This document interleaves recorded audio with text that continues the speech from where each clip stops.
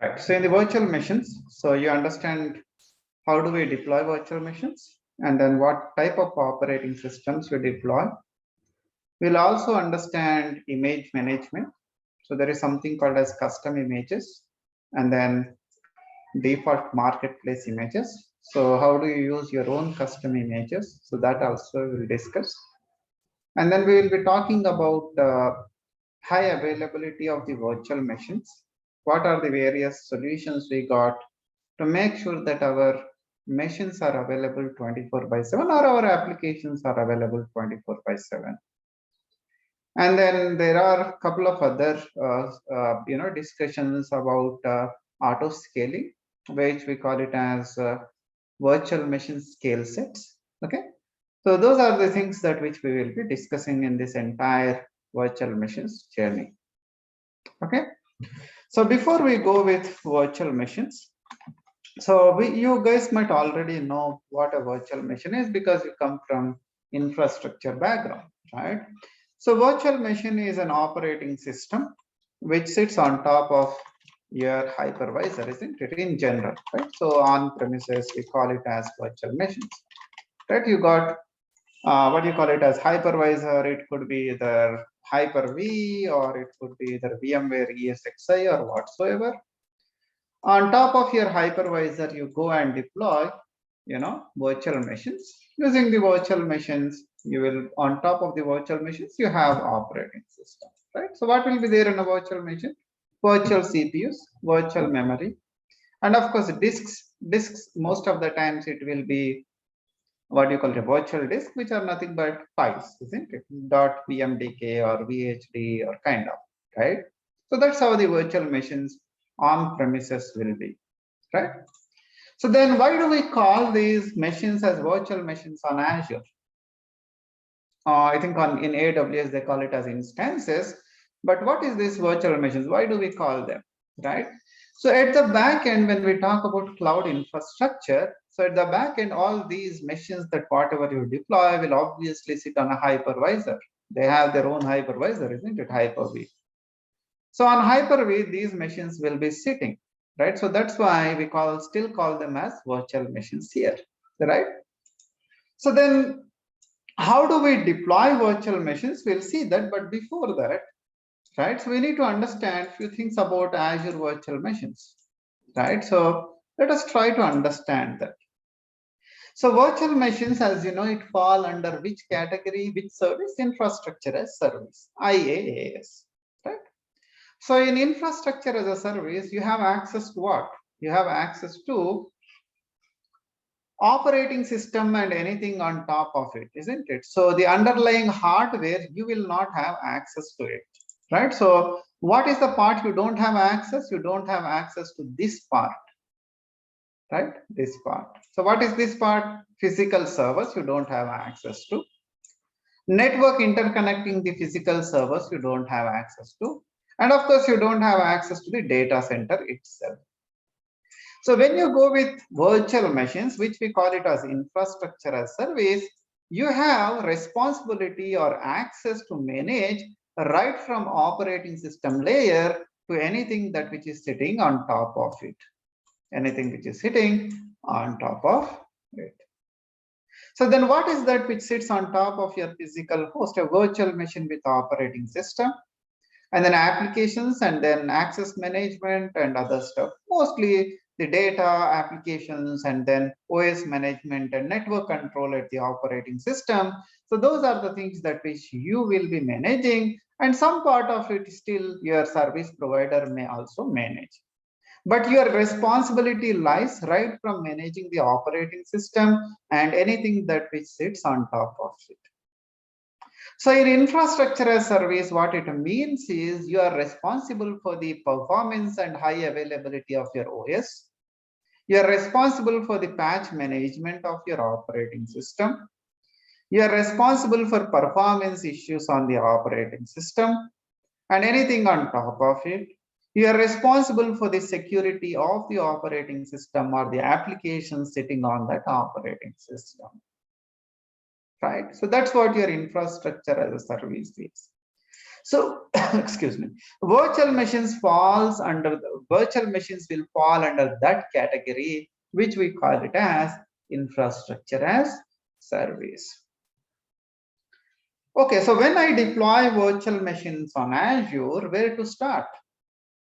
Right? Where do we start? You need to make sure that you have network infrastructure in place.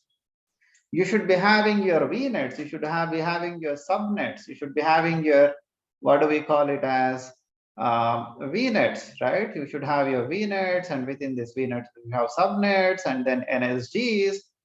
And all that network infrastructure you should have very much in place before you go and deploy your virtual machines.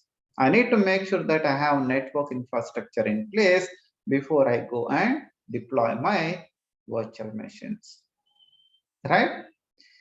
Naming of the virtual machine is also very important. Standard naming conventions. I think you might have noticed organizations use a standard naming convention when it comes to on-premises, right? Well, how generally the naming convention will be? It will be like this, isn't it? So generally it will be like location, and then it will also have, what do we call it as, environ, or maybe application. It will also have environment, and it will also have some numerical value, right? So this is how a standard naming convention on premises any server will be. For example, if you are deploying a server in Hyderabad location, which is a file server, a production file server, then most of the time companies will follow something like this, isn't it? HYD. This is a location. Application is file server. I'll represent it as FS. And it is a production file server. And maybe this is the first file server in the environment. So I'll put it as 00, and a standard naming convention. So whenever you deploy your resources on Azure also, you need to have a name of the virtual machines, which you can choose whatever the naming convention you follow on the cloud. But you should have the name of the virtual machine before you go and deploy it. So why the name is so important here? So whenever you deploy the virtual machine on Azure, the name is used to identify the virtual machine in the portal. So in order to identify this machine in the portal, you use the name, whatever you give here. And the same name is also used as host name. So the name of the virtual machine that which you use will also be the host name or server name or system name or whatever you call it as, right? So that's why this machine name is very important. So you need to have your virtual machine name before you go and deploy. So once I have a network and I pick the name of the virtual machine, I need to choose location. Then how do I choose right location? So the location should always be closer to your users. For example, my head office is in Hyderabad. Let us say my head office is in Hyderabad. It doesn't mean that I deploy all the resources in maybe South India. It is not like that. No, it cannot. So if I am deploying a server, a virtual machine, who is going to use this? Where are the users sitting? Let us say my users are remote users. They sit in central US location. Let us say they sit in central US location. I cannot deploy server in central South India for the users sitting in central US just because that my head office is in Hyderabad. No. So understand where your users are. Pick the region very close to your user. Then what is the advantage you get? Performance, better performance, no latency issues. And then you are also meeting the compliance and legal requirement of that country, isn't it?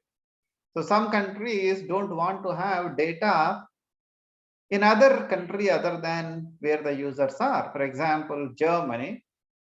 I cannot put the data in other location when my users are in Germany.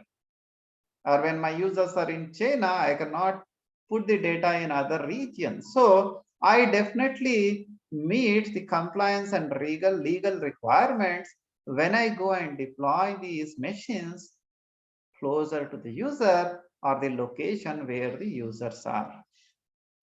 So A, you get better performance. B, you also get, what do we call it as, compliance and legal obligations. What do you call it as, you also meet compliance and legal requirements. So that is one very important before you deploy the virtual machine.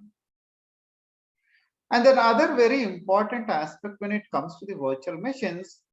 So you have different regions, isn't it? 60 plus regions, right? So not all the hardware capabilities, not all the sizes of the VMs will be available in all the regions. There might be certain hardware, there might be certain, what do you call it as, capacity, which is available in one region might not be available in the other region.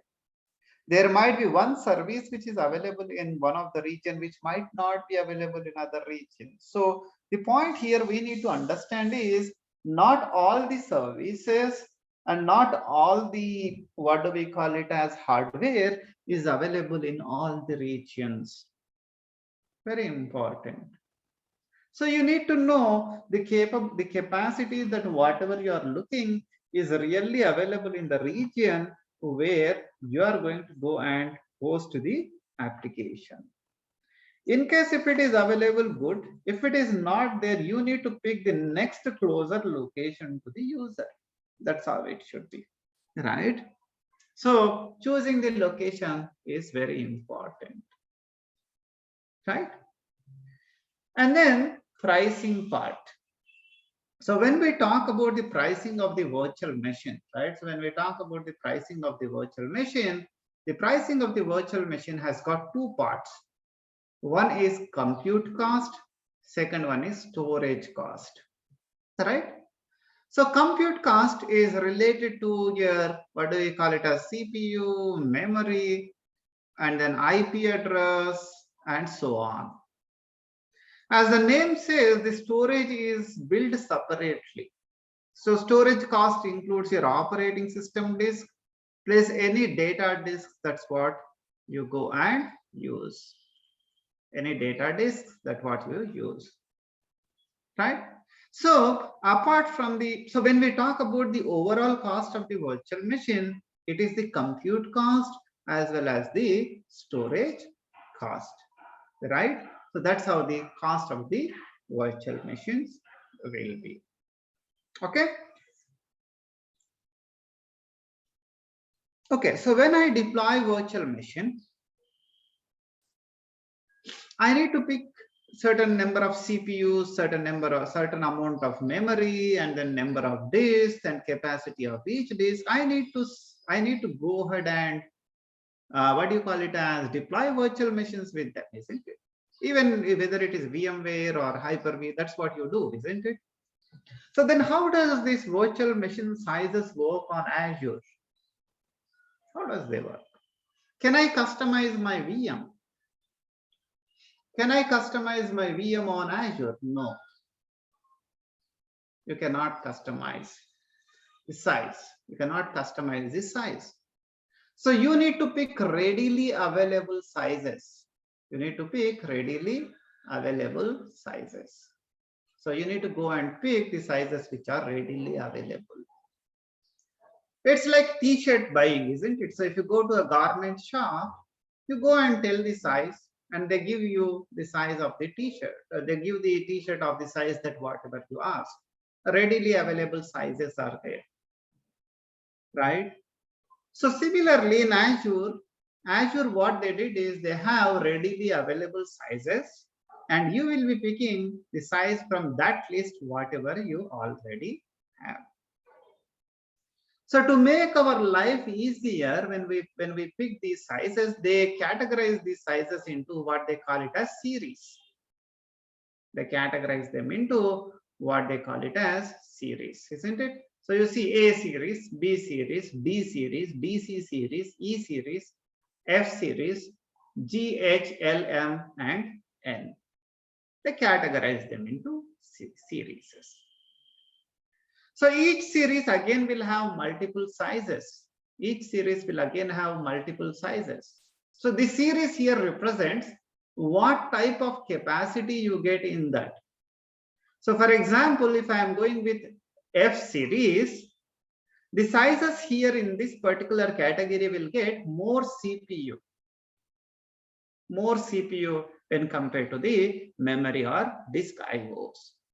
So if you have a requirement of hosting an application that does a lot of processing and you need more CPU power, then you go and look at various sizes available under F series. Or let us say you have a requirement where an application requires a lot of memory.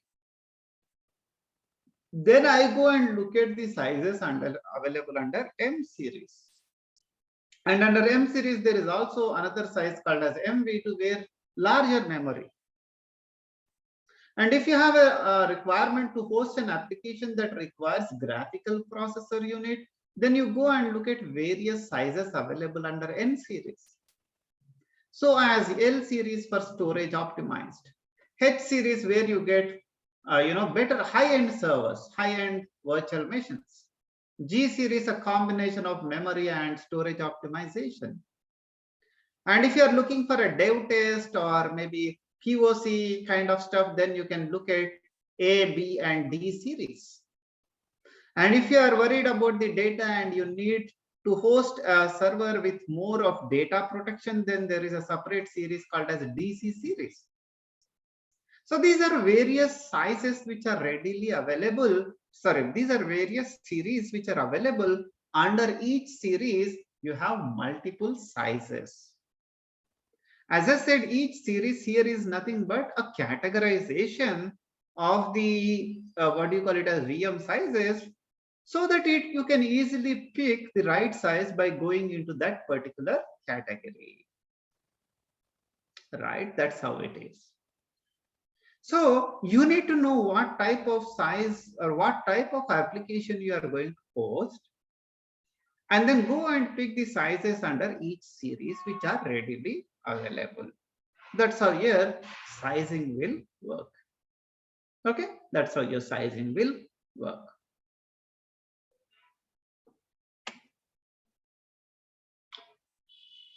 Storage part. So we'll see this practically in a while. Okay, so we just have a couple more slides. Maybe I think this is the last slide, then we'll go and see how things will be. So when I deploy a virtual machine, I definitely require a disk, isn't it? At least the operating system disk. So when we deploy a virtual machine, operating system disk will be there.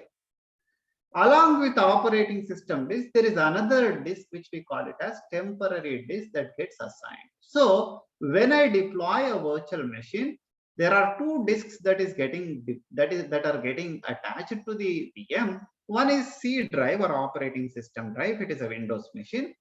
And then there is a temporary disk that also gets assigned to the virtual machine. So by default, two disks are getting attached. And based on your requirement, you can go and have additional disks, maybe data disks to store your data or application or whatsoever. So when you deploy virtual machines, two disks are getting created by default. One is OS disk, the other one is temporary disk. Now, temporary disk is used by Azure. You are not supposed to use this disk. Any data that whatever you store on this disk will be lost whenever the VM gets rebooted. So you are not supposed to use temporary disk to store any of your data.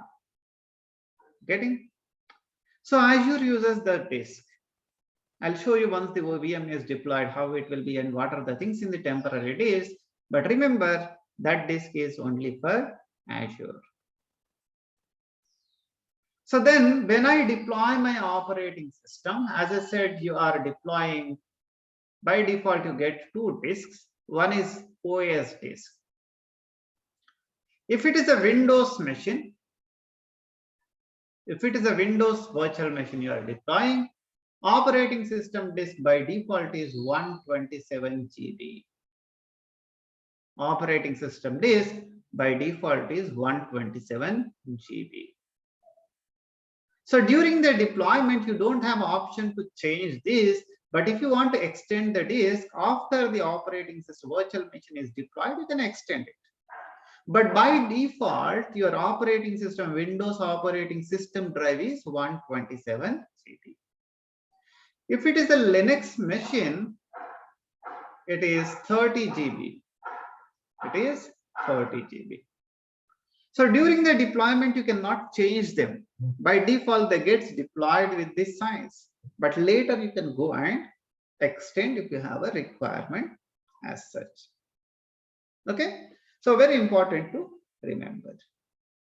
Now, so if you look at this picture, right? If you're looking this picture, this one, whatever we have, your operating system disk is sitting where? It is sitting where? It is sitting in a blob storage, isn't it? Which is nothing but storage account. So it sits in a storage account. Which drive? Your operating system drive is sitting in a blob storage. More specifically, page blob. And your data disks are also sitting in the blob storage. So your operating system disks and any subsequent disks that whatever you deploy, they will sit where? They will sit in the blob storage. But the temporary disk, whatever you see here, this is sitting on the host where your virtual machine is. So the temporary disk sits on the host of the virtual machine, physical server, and your data and operating system disk will always sit in a storage account as a blob storage or page blob more in specific, right? So your data and operating system disks reside in a storage accounts, right? They sit in a storage accounts. Okay, so I will explain this HDD and SDD, and then this while we deploy the virtual machine. Okay, so these are the few basic things that which we need to know about the virtual machine. Then we'll quickly see how do we deploy the virtual machines and what are the various options we have for the deployment. Okay, so let us quickly get into the portal and see the options. That's what we got to deploy the virtual machines. Right, to deploy the virtual machines, I got a service called as virtual machines. And then I am creating a virtual machine. And the virtual machine creation wizard looks like this. Right? What do you see here? Subscription for resource building purpose. Resource group for logical categorization. Virtual machine name. So this is the name that what we were discussing. The name, whatever you give here, you should have right name in place. The name, whatever you give here, will also be your server name in the operating system. Can I change this name? So there is no straightforward way to change this name once the VM is deployed. At the Azure level, of course, operating system level, you can go and change it. But at the Azure level, if you want to change the name of the VM, you need to delete the VM, retaining the disks, and recreate the VM with the existing disks with a right name that whatever you want. So that's how you can do it. But why do you want to get into that situation, right? We generally don't want. So be careful, pick the right name when you deploy your virtual machines. Okay. Now, availability options and security will be explaining later. So there is a separate discussion on this. Image. Now, this is very important. So image is nothing but operating system image. So when you deploy your OS on premises, you use an ISO file or you use an existing template with an operating system preloaded to deploy your VMs, isn't it? That's what you do in the VMware world.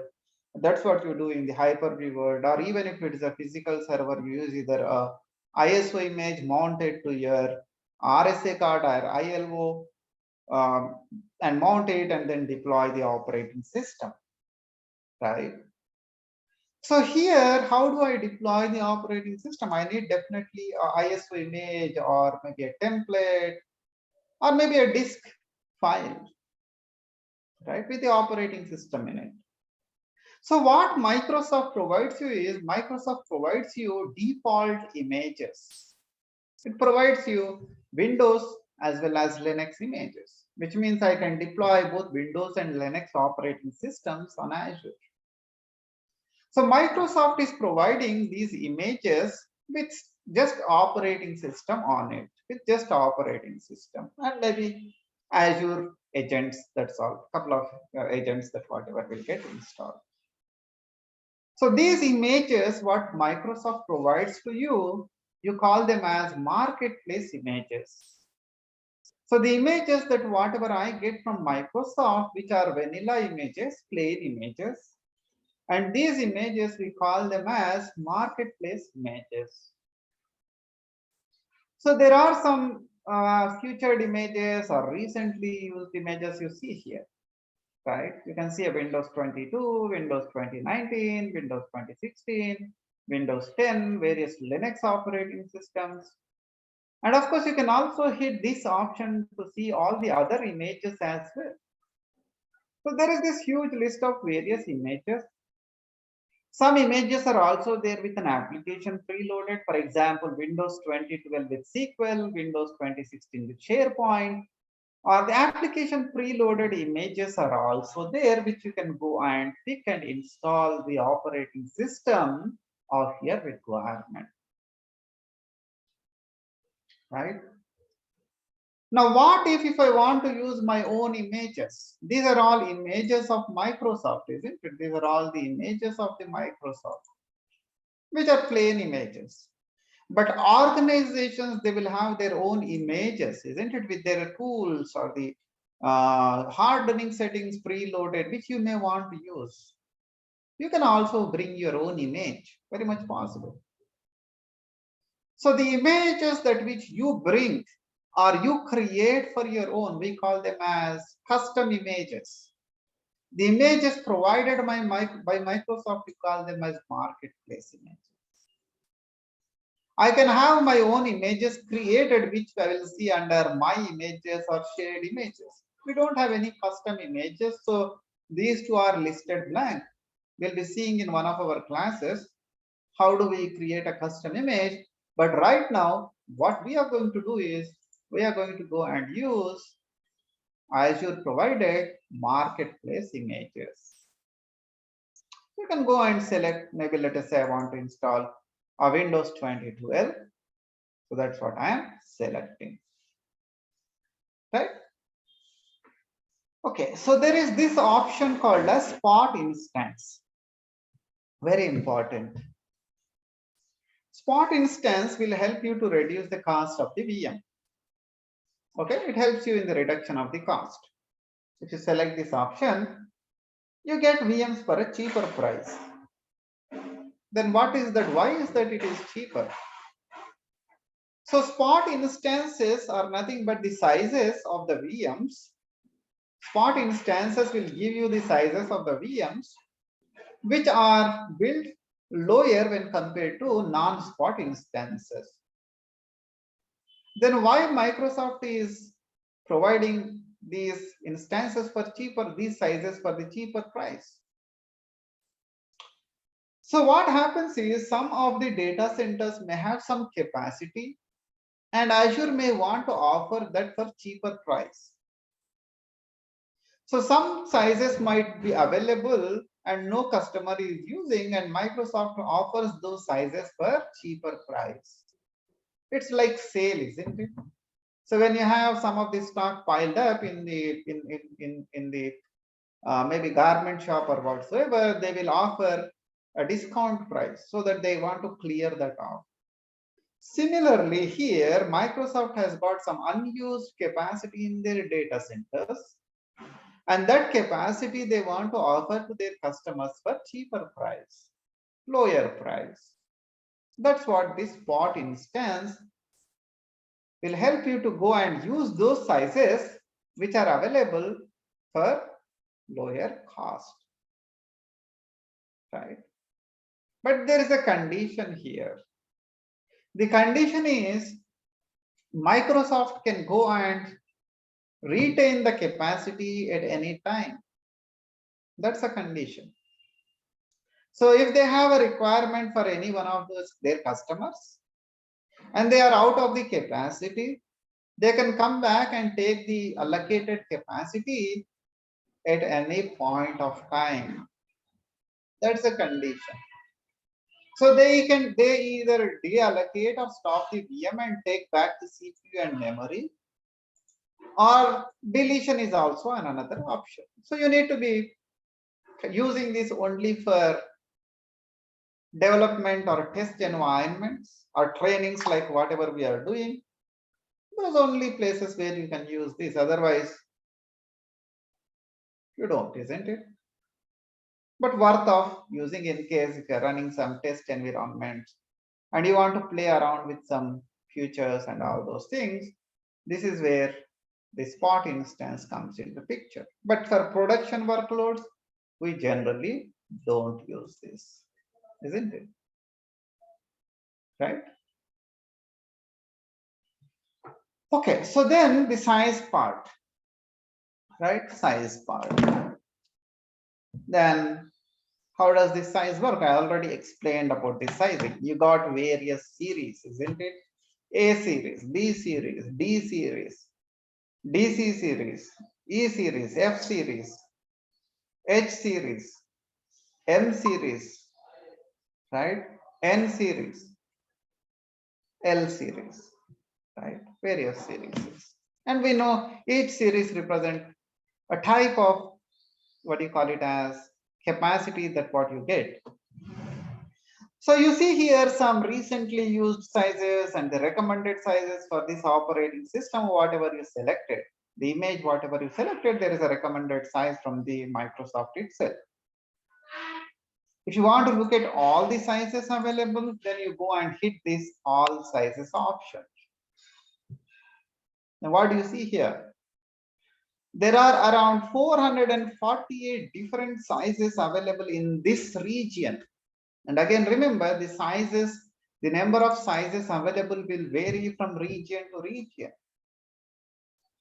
And the same 448 sizes will not be available in other region. That's what we were discussing. The capacity, availability of the hardware, availability of the capacity will vary from region to region. But in this region, which we picked, which is Central US, I have 448 different sizes which I can go and pick. And if you look at closely, you see they are all the various series, right? D series, B series, A series, E series. Again, in E series, different versions, F, L, D, E, and so on. If you go to a specific series, then you see various sizes in that series. So under the D series V5 version, you see there is a size called as D2S, D2DS, D2S, D4DS, D4S, and so on. Various sizes. So as in B series, so as in A series, so as in E series, and so on. So what is that the size is coming with? Let us have a close look. Okay. So let us say I want to look at a specific size. Let us say, okay, so D2S V4. Let us say D2S V4. So this size is coming with 2 CPUs. So if I select this size when I deploy a virtual machine, the virtual machines get allocated with 2 virtual CPUs, 8 GB of RAM, 4 data disks. What is this? You can assign 4 data disks to the OS. So what it means is the number of data disks you can have apart from the operating system disk and temp drive are 4. So to the VM, I can attach 4 data disks. Fifth one, no, you are not, because This size allows only 4 data disks. You're getting? So the size is defining the CPU memory and the number of data disks that which you can attach, isn't it? That's what it does. And then IOPS, right? IOPS. What is the performance of your disk? Can I use premium disks? The temporary disk, there is no temporary disk for this size, 0. Right? There is no temporary disk. And if you look at the other size, there is 75 GB of temporary disk, there is 16 GB of temporary disk, there is a 32 GB. So the temporary disk size also defined by your size that whatever you select. We'll understand the importance of temporary disk in a while, but remember the size of the temporary disk is purely depends on the size of the virtual machine. So the size is defining aspects like CPU memory, number of data disks, IOPS of the disk, and the temporary disk size, and whether you can use a premium disk or not, and the, of course, cost, approximate cost per month. Right? Like that. So you can go and look at the size of your requirement and then pick it.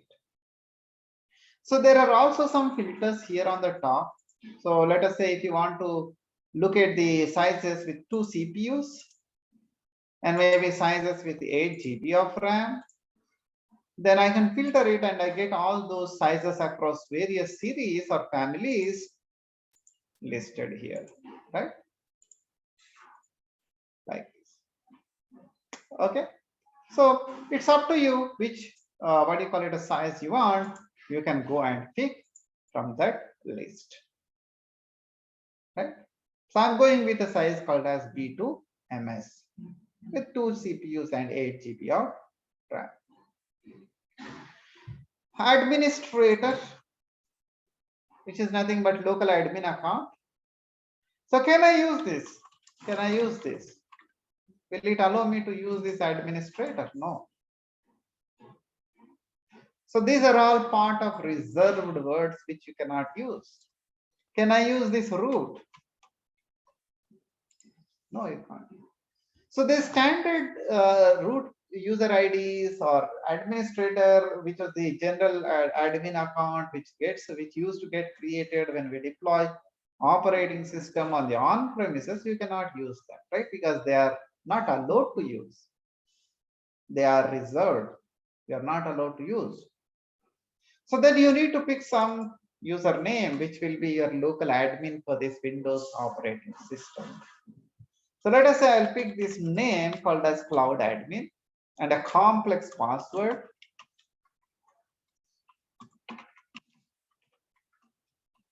Right, a complex password. Right. And then inbound port rules.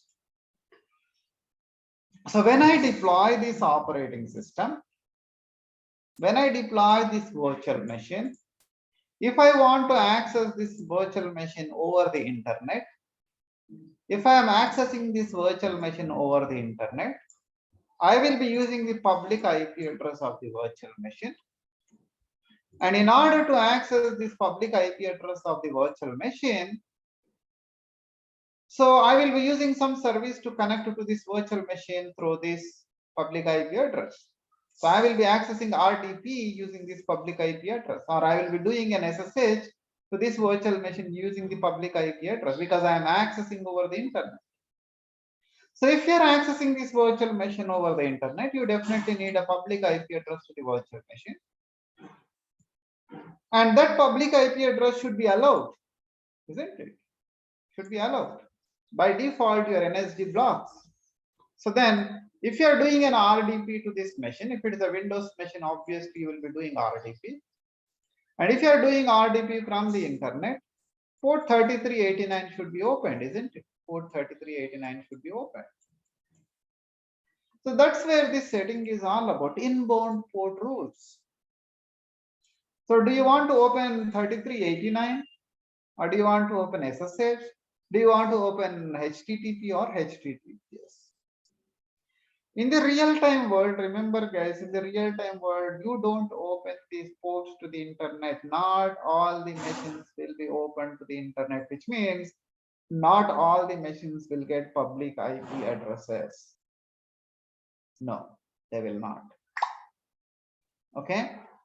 So there are ways of accessing virtual machines securely, which I will be explaining maybe in on the 4th day of this week, right? But this particular option is opening a port 3389 to access this machine over the internet.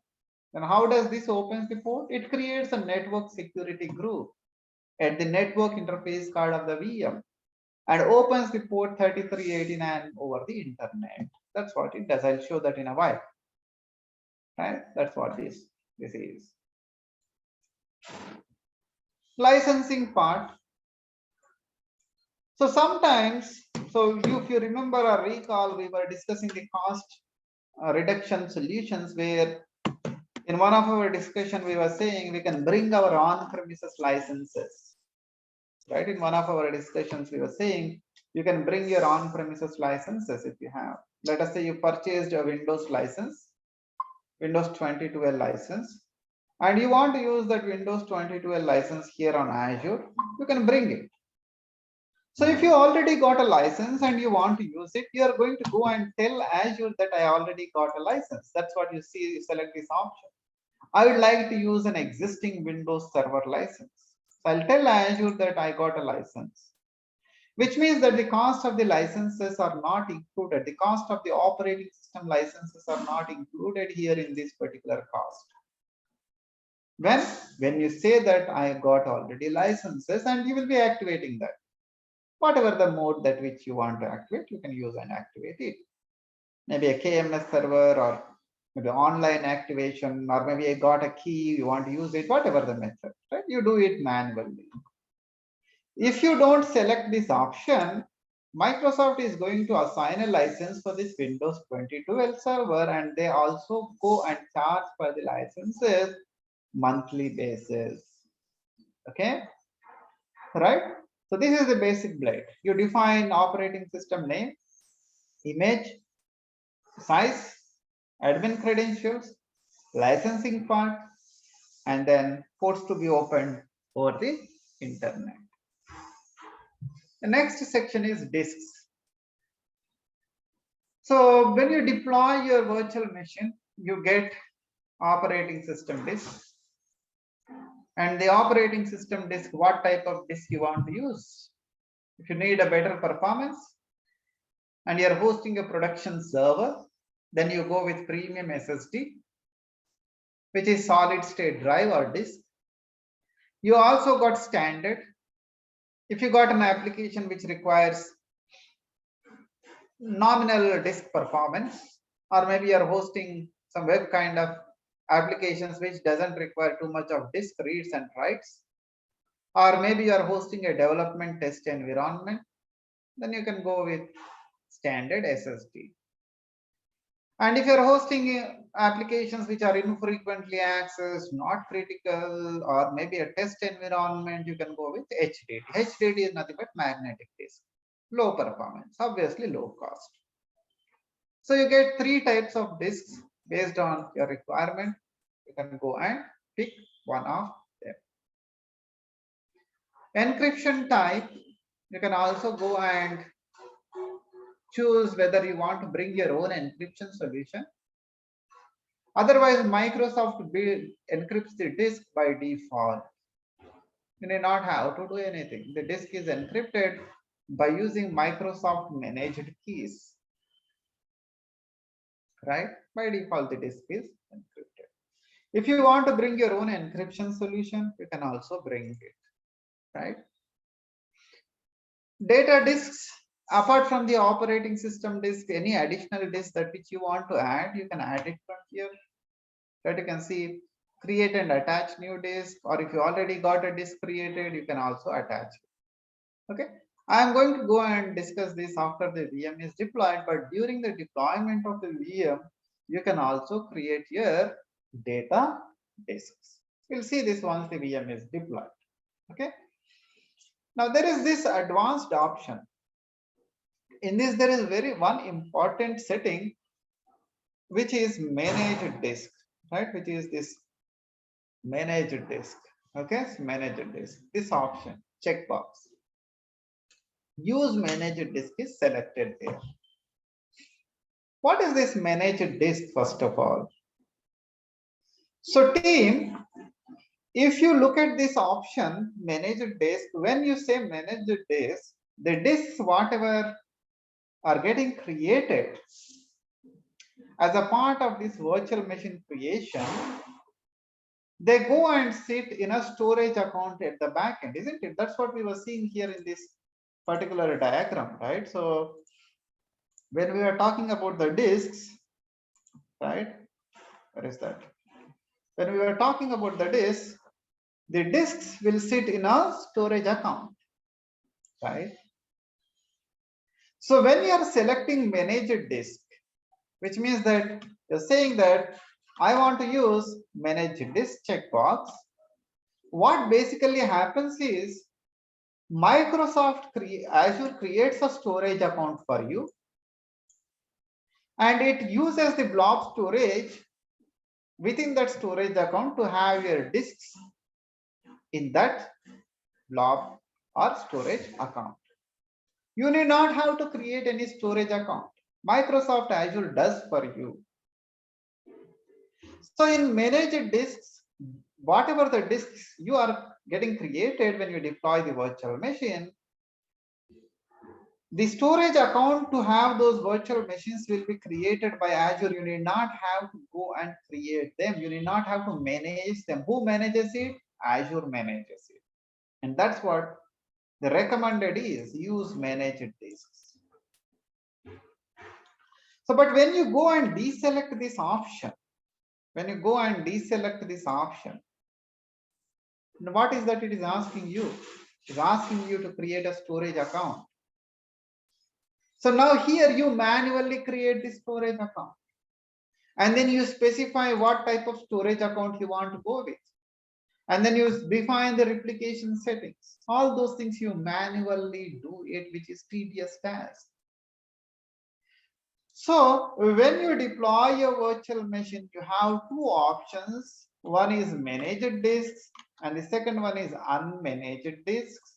In the managed disk, Microsoft creates a storage account and then puts your disks in a page blob, and you need not have to worry about the storage account management or whatsoever. That's what is recommended.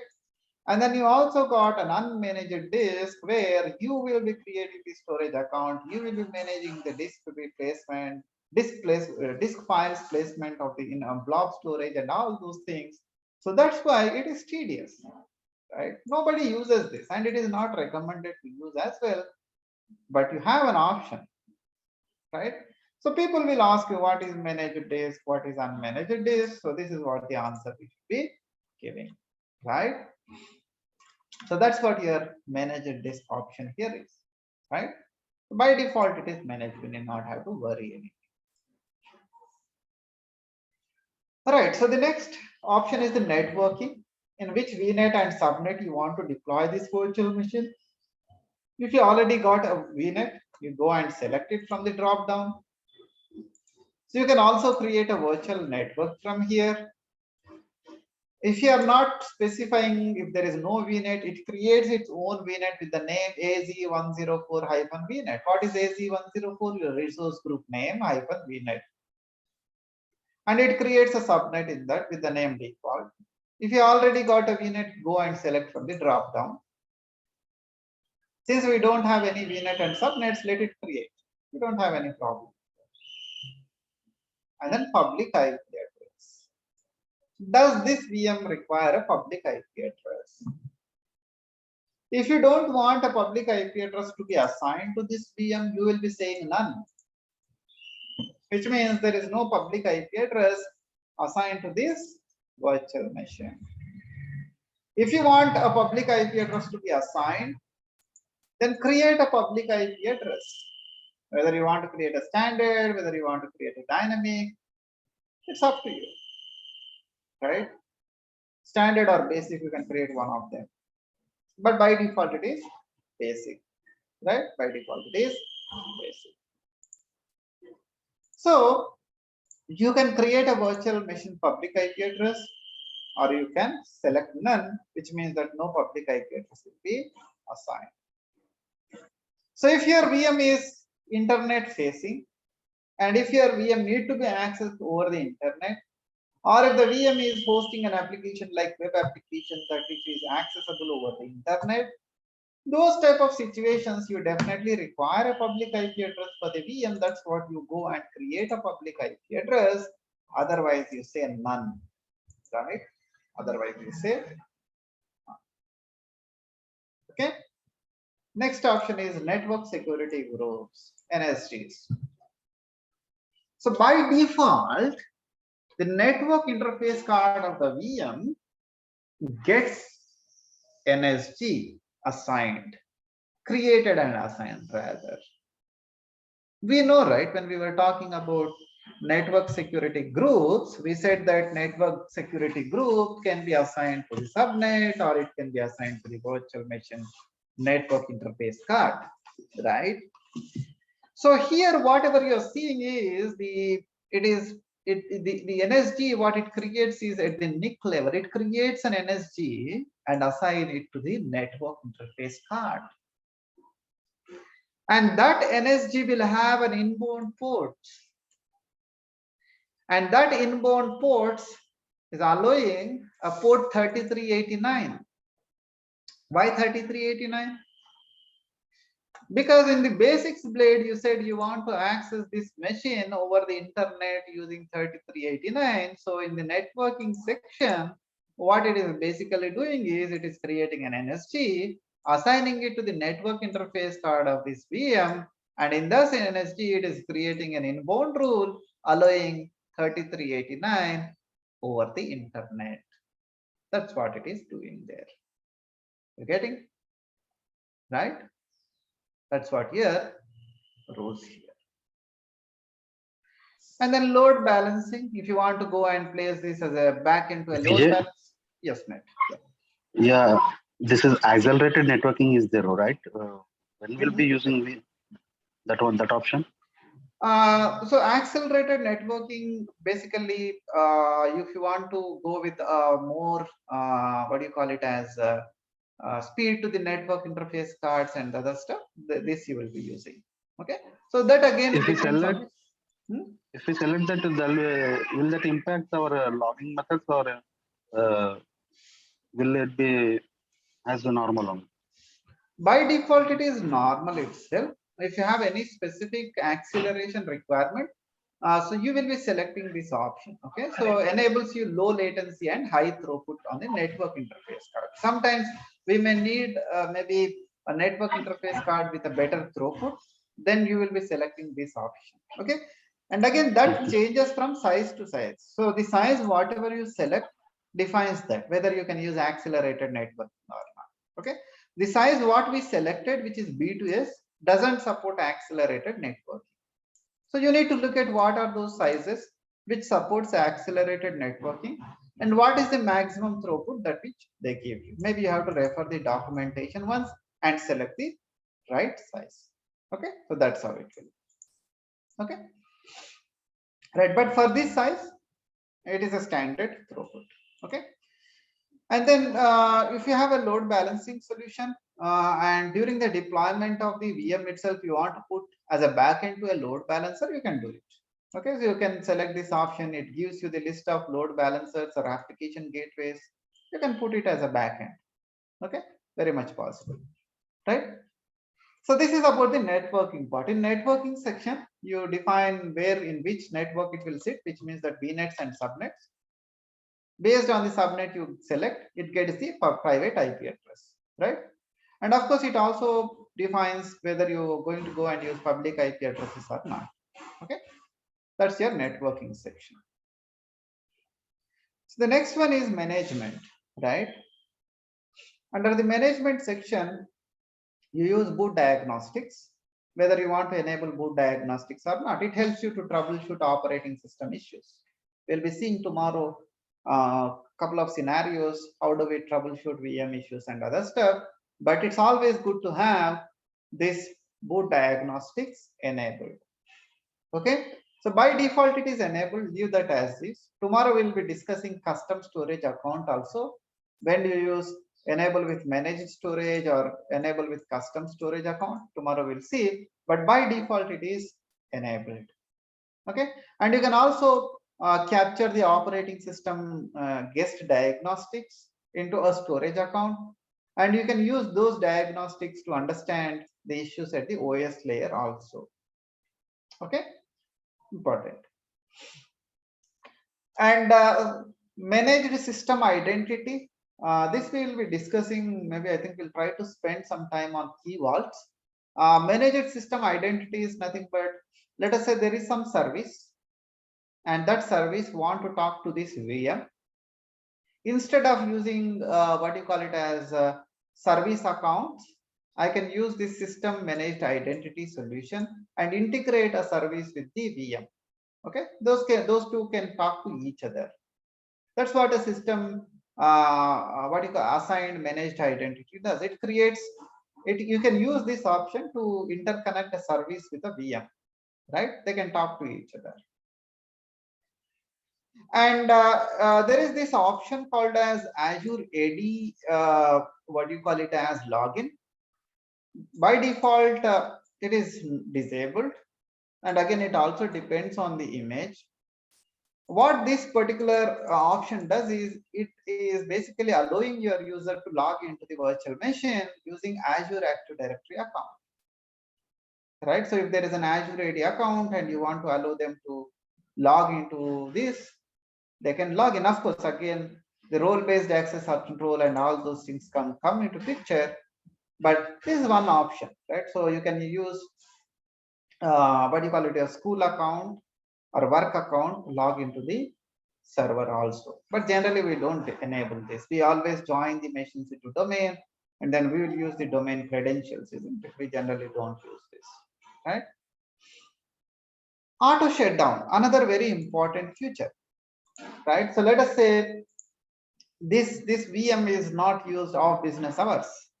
Maybe after 8 o'clock, nobody uses this machine and I want to go ahead and take this off. Maybe in the morning, you may want to re-enable, bring it back. So the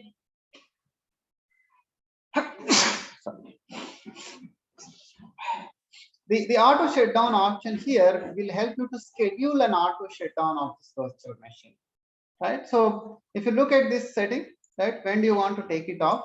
And then you can specify, let us say at 5:30, 7:30 or 7 o'clock IST, I want to shut down this virtual machine. So I can go ahead and configure this.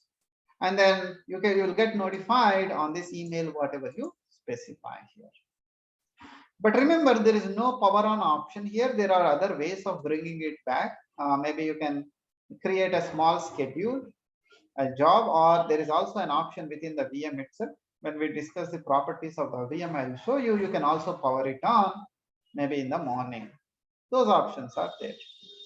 Then what is the advantage you get when you shut down this? Cost reduction. There is a reduction in the cost, which we will be discussing tomorrow, right? What are the different power states? When you are charged, when you are not charged. If you are charged, what are the things that which you are charged? What are the things you are not? Those things we'll discuss tomorrow. But remember, this shutdown option will reduce the cost of the VM because we are taking off the server of business hours. Okay. You can enable backup.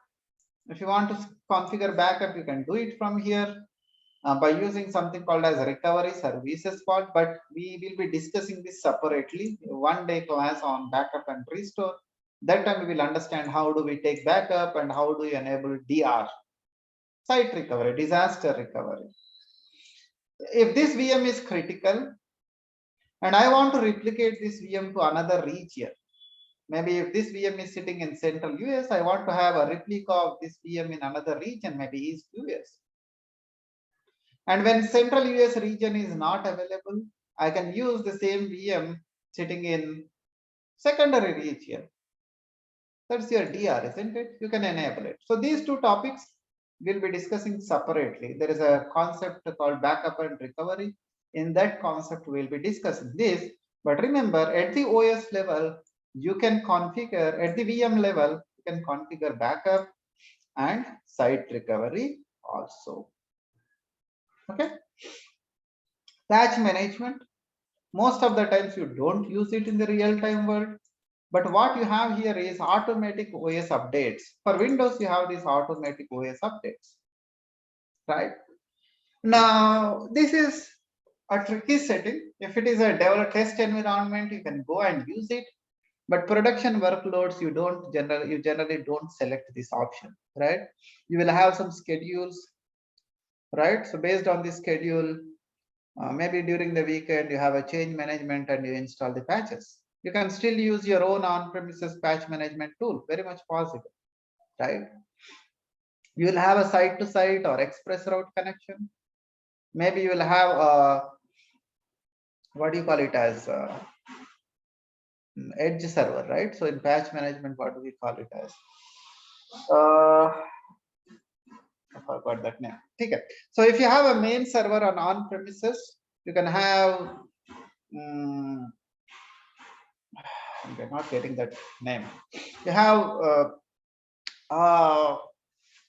deployment server, I think we call it as, right? So let us say if you are using SCCM or whatsoever, right? If this is a main server, you can have another server on cloud, and then I can have a connectivity between these two, and I can still use this server, SCCM server, to deploy the patching on my Azure hosted VMs. Or if you use any third-party tool, you can use the same solution, right? So we generally don't go with auto OS updates. We do select this manual updates, and you go and use your own tools to deploy the things. But by default, OS updates, auto updates are enabled. So you need to select a different option here, maybe, right? Advanced. In the advanced, there is this very important option which is widely used, which is extensions. Okay. Now, what is this extensions?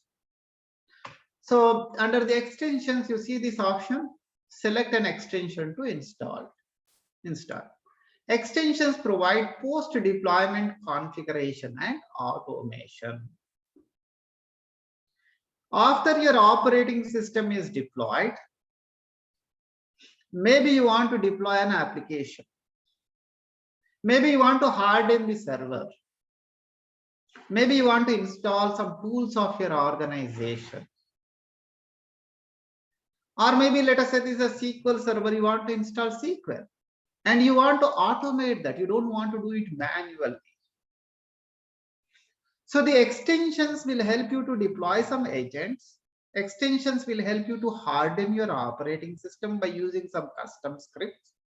Extensions will also help you to deploy your applications by using scripts. So if you hit this option called as select extension to install, so there are these default extensions of various agents. For example, your organization uses a backup solution called as Acronis, and this may need some agent on the operating system. If I select and configure this agent will be installed. Maybe your organization uses Chef, and you want a Chef agent to be installed on this operating system. You can do it. Or your organization uses, let us say, anti-malware, Microsoft anti-malware, and you want to install that agent, right? So various agents which are there. If you look at, there are various agents which are there here, right? Various agents, right? So there are some agents which you can go and install. Apart from the agents, you can also bring your own scripts. You can also bring your own script. You can install the contents, whatever you have in the script, by using a custom script extension. A custom script extension for Windows virtual machine is a PowerShell script.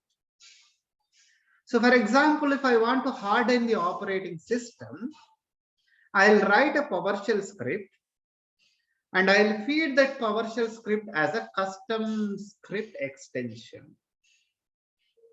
Or maybe I want to install IIS, I'll write a small PowerShell command file and feed that PowerShell script file as a custom script extension here.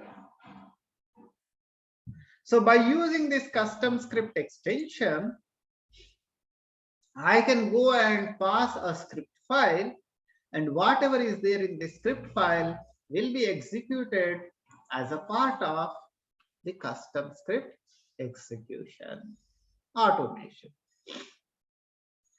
If it is a Linux machine, then you will be using a shell script. If it is a Windows machine, you will be using a PowerShell script if you want to do some automation. And you also get desired state configuration. I'm not sure if you guys are aware of this. There is something called as Microsoft DSC or desired state configuration. This is also another automation solution. If your organization using this, you can also integrate that. So very important feature. Most of the time, you will be using this custom script extension for the deployment of applications. So do I need to use this during the deployment? Not necessarily. After the operating system is deployed after 10 days, if you got a script, you can go to the custom extension, feed the script. It installs the contents of that defined in that script. It executes the commands defined in that script. Anytime you can go and use it. That's what a custom script extension does. Rather you manually getting into the operating system and installing it, you can go and use custom script extension to run a PowerShell script. Or you can install some agents. The script can also contain some application installations and so on. Right? If you want to use that, we'll be seeing tomorrow. We'll install a web application by using this, but this is very important option. Okay. Tags, name value fields, which we already discussed for logical categorization, review and create. Right. So it validates the details provided. Right. Go ahead and create the virtual machine. Right. Like this, you can create a virtual machine. Okay. This is how a Windows virtual machine can be deployed. You can also deploy a Linux virtual machine. Okay, we'll spend maybe another 10-15 minutes on that. Then VM settings part we'll cover tomorrow. Okay. So while this goes on, I'm going to go and deploy another virtual machine. This time we will be deploying a Linux virtual machine. Okay. Subscription, resource group, name of the virtual machine, Linux VM1. Where do you want to deploy this? Options and security we'll be discussing tomorrow. Image, what operating system you want to deploy. I want to deploy a Ubuntu server, maybe that version 1804. And then same spot instance, same sizes, what size you want to pick. Authentication type, there is a change here, right? If it is a Windows machine, you use always username password to get into the operating system. But if it is a Linux machine, you can use username password and you can also use SSH keys. You can also use SSH keys, right? So SSH keys tomorrow will show you how do you use a tool to generate keys, what is the private key, public key. But right now I am going to use username and password. right? I'm selecting that password option. It is asking you username, password. I'll use the same username, cloud admin, and password further. Remember, you cannot use root here. Okay, it is part of the reserved password.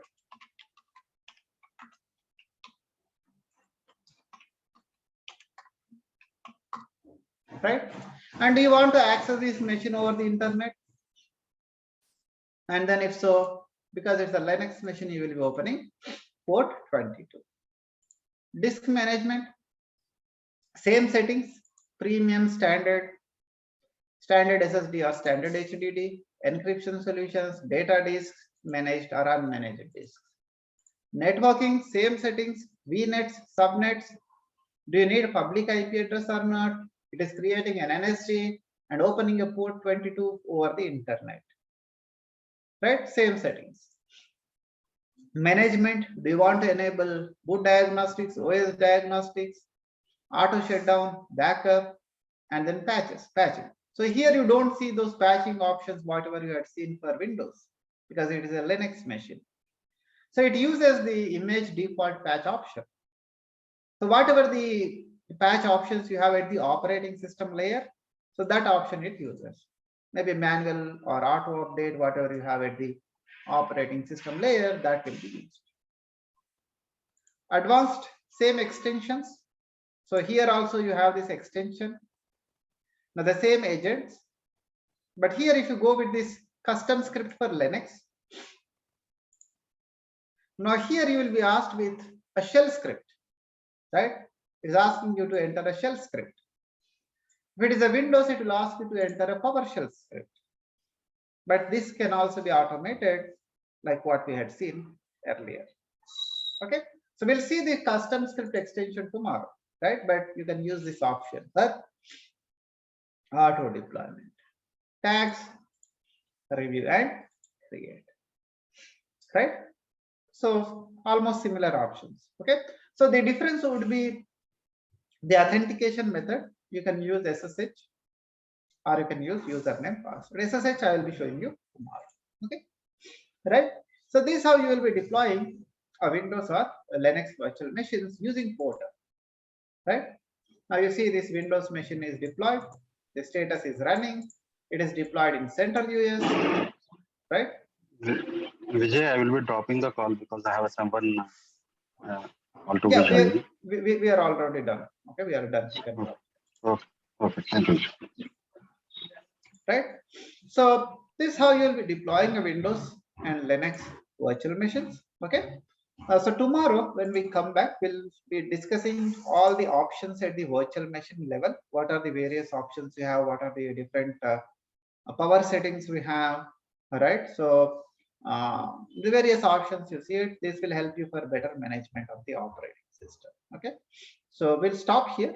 If you got questions, please ask. Otherwise, I'm done. We'll be resuming the same concept tomorrow.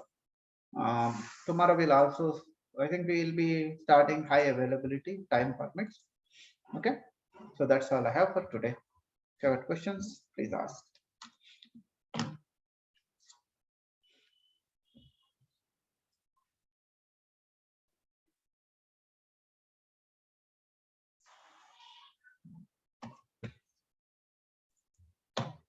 Okay, so if no questions, we'll stop here. Tomorrow we'll be meeting at the same time. Okay, so we'll be discussing the settings and then other aspects of virtual machines. Okay, thank you. Have a great day. Bye.